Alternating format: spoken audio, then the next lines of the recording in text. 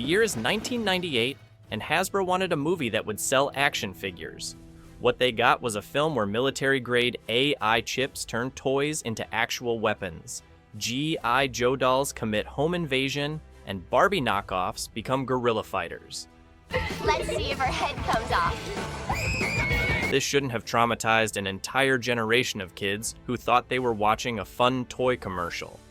DreamWorks threw $40 million at making the ultimate toy movie. Expecting harmless family entertainment that would move merchandise off shelves. Instead, Joe Dante delivered a savage satire where 6-inch soldiers programmed to destroy enemies interpret enemy very broadly. Studios wanted Toy Story with explosions. They got autonomous weapons testing on suburban families. Small soldiers bombed at the box office, confused parents expecting Pixar magic, and accidentally predicted drone warfare, AI safety debates, and every modern fear about smart devices turning against us. The film that was supposed to sell Happy Meals became the nightmare that taught a generation to fear their toy boxes. This started when DreamWorks executives looked at Toy Story's success and thought, we should do that, but with more explosions. They approached Joe Dante, the director who turned Gremlins into a Christmas horror classic disguised as family entertainment. If anyone could make violent toys work as mainstream entertainment, it was the guy who fed Mogwais after midnight. The original concept was simple. Military toys versus alien toys, good versus evil. Standard action figure marketing brought to life. Hasbro was involved from the beginning, designing actual toy lines that would hit stores when the movie premiered. This was going to be a 2-hour commercial that happened to have a plot. Store. They're ready for war. Small soldiers, big battle. But Dante saw something darker in the premise. His script, co-written with Gavin Scott, Adam Rifkin, and Ted Elliott and Terry Rossio, flipped the expected formula. The military toys, the Commando Elite led by Chip Hazard, weren't heroes. Eraser. Sir, let me see that weapon. Standard issue is insufficient. They were programmed killers who followed orders without question.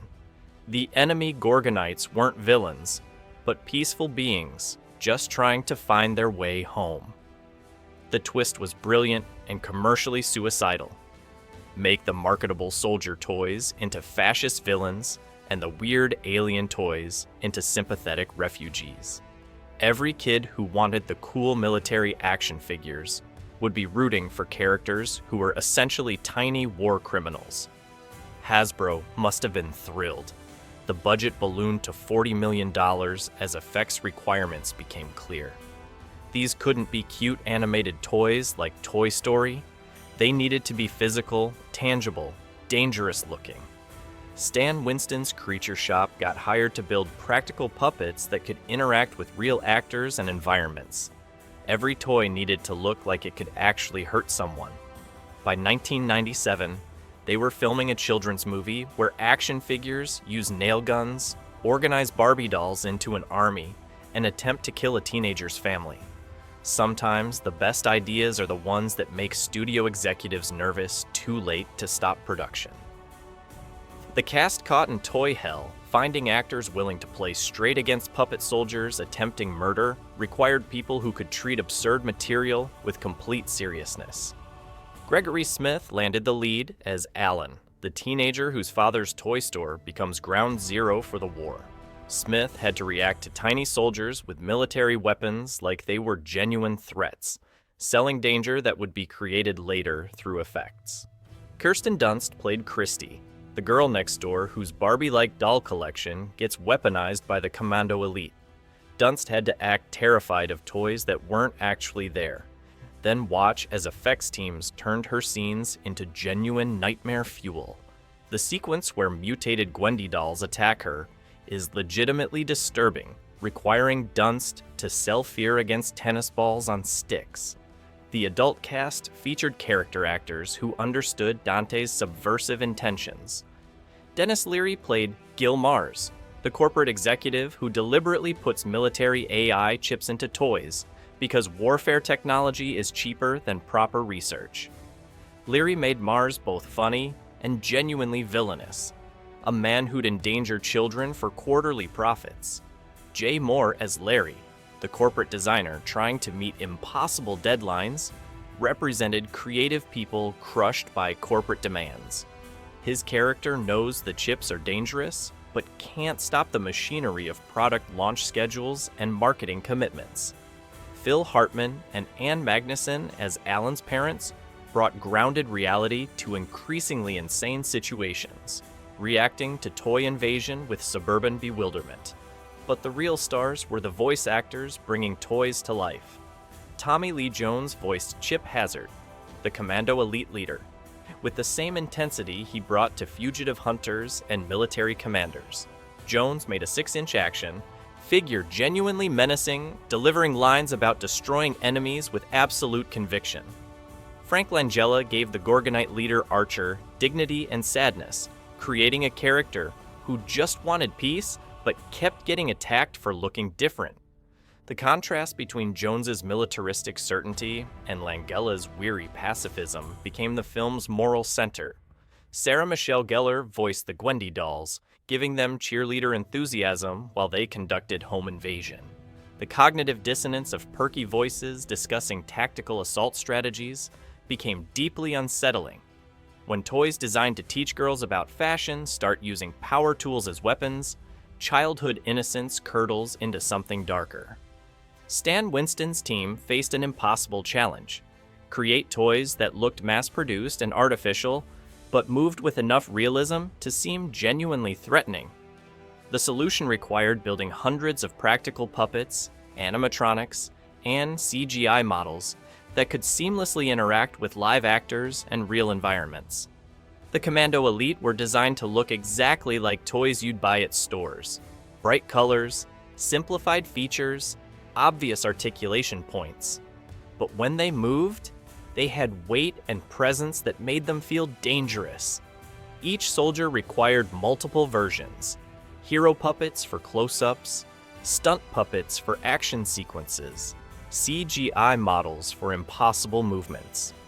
Chip Hazard alone needed 17 different puppet versions to accomplish everything the script required.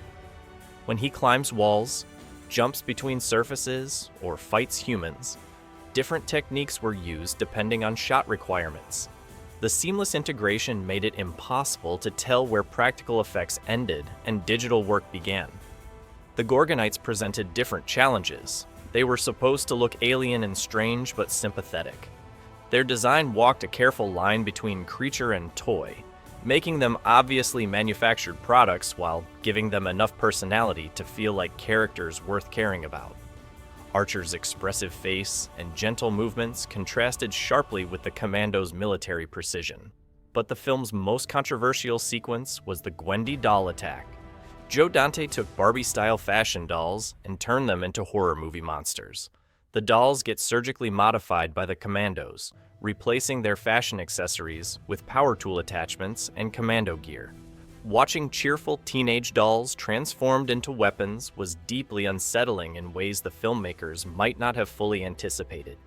The home invasion sequence where toys attack the Abernathy house required months of effects work. Real sets got rigged with tiny weapons, practical explosions, and puppet soldiers coordinating complex military tactics. When Chip Hazard organizes an assault using garden tools and kitchen implements as weapons, the effects team had to make 6-inch soldiers look like credible threats to full-sized humans. The production that realized too late filming. Small soldiers in Cleveland and Los Angeles should have been straightforward. Shoot the live action, add the toy effects later. But Joe Dante's ambitions kept expanding, pushing the production into territory that made studio executives increasingly nervous about what they'd actually greenlit. The practical effects requirements meant actors spent weeks performing against nothing, reacting to toys that would be added months later. Gregory Smith had to sell genuine fear while staring at green tennis balls representing murderous action figures. Directors would describe what the toys were doing, and actors had to imagine the danger convincingly. Stan Winston's team worked on location with complex puppet rigs that required dozens of operators. A simple scene of Chip Hazard walking across a table needed multiple puppeteers, technicians managing cables and controls, and perfect coordination between practical elements and actors. Every toy movement was labor-intensive and expensive. The film's tone became a growing concern. Early footage showed that the violence, even with tiny soldiers, looked disturbingly real.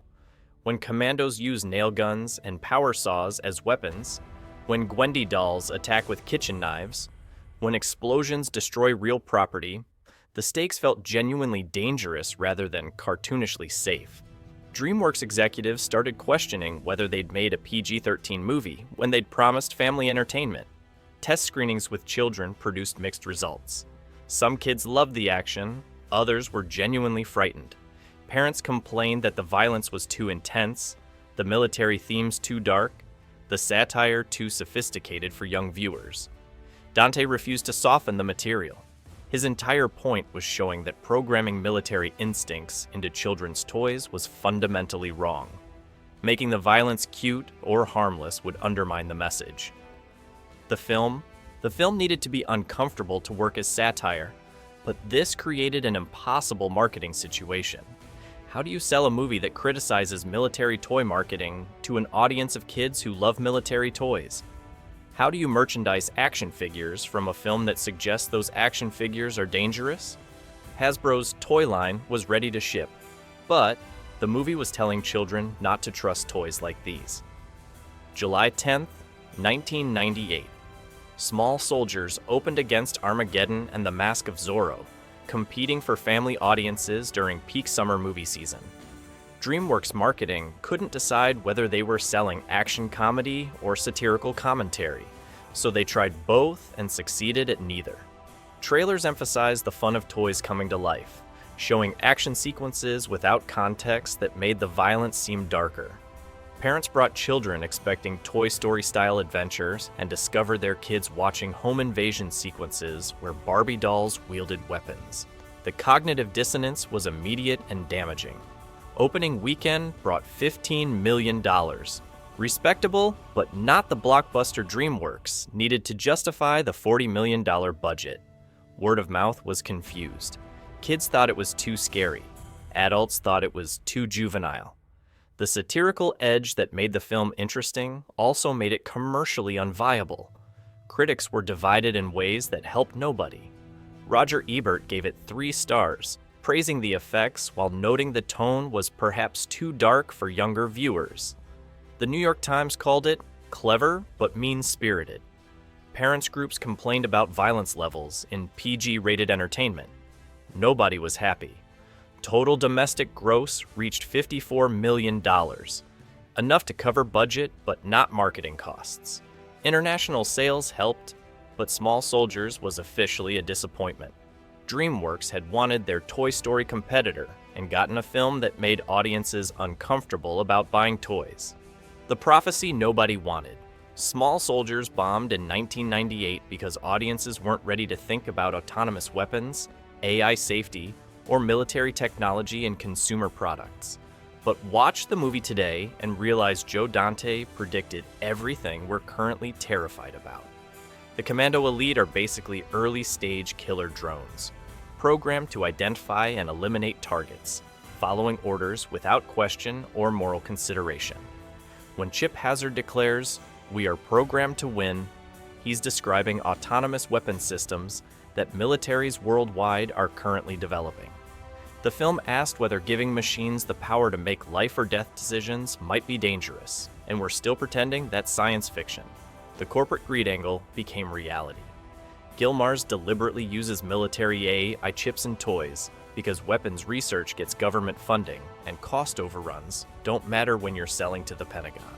Defense contractors pivot to consumer markets constantly, bringing military technology into civilian life without considering consequences. The film's satire about militarizing childhood became documentary about how technology actually works.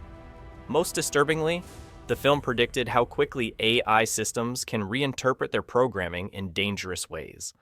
The commandos are told to eliminate the enemy. and they expand that definition to include anyone who helps Gorgonites, anyone who interferes, eventually anyone in their way. Current debates about AI alignment and ensuring machines follow intended goals rather than literal interpretation started right here. The Gwendy doll attack sequence predicted deepfakes and weaponized femininity. Take something designed to be comforting and familiar, modify it slightly, and you have something far more dangerous because it exploits trust. The dolls retain their cheerful voices while conducting assault, creating cognitive dissonance that makes them more effective threats. The movie that confused audiences by making military toys into villains now feels like it was warning us about autonomous weapons, AI safety, and the danger of prioritizing efficiency over ethics. Small Soldiers failed by being too honest about where military technologies and corporate greed inevitably lead.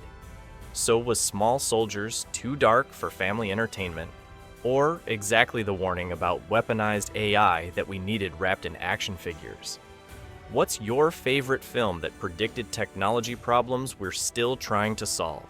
Share your thoughts below and subscribe for more stories about movies that failed by seeing the future too clearly.